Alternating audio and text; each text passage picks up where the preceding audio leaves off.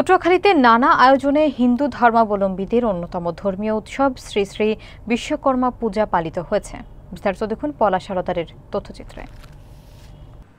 হিন্দু শাস্ত্র মতে বিশ্বকর্মা দেব হলেন দেবশিল্পী অর্থাৎ দেবতাদের শিল্পী। তিনি কর্মী, শিল্পী এবং ব্যবসায়ীদের আরাধ্য দেবতা। তার সৃষ্টি নিখুঁত ও অমর বলেই বিশ্বাস করেন ভক্তরা। প্রতিবছর ভাদ্র মাসের সংক্রান্তির দিন বিশ্বকর্মা পূজা উদযাপিত হয়।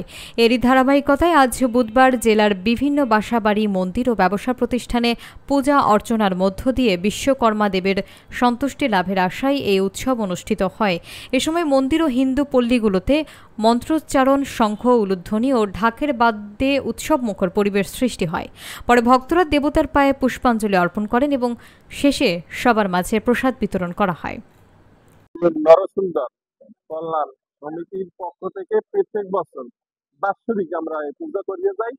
এটা আমাদের ঐতিহ্য, মানে এরা দীর্ঘ ৬০-৭০ বছর পর্যন্ত আমাদের এই পূজা চলে। গলাচিপা কেন্দ্রীয় কালীদের পূজা উপলক্ষে নমস্কার জানাই।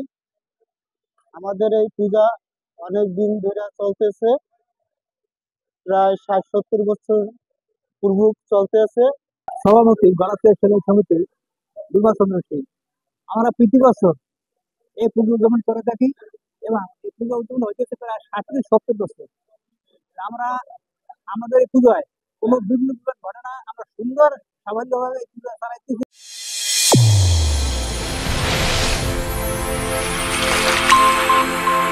চ্যানেল A1 হৃদয়ের স্পন্দন।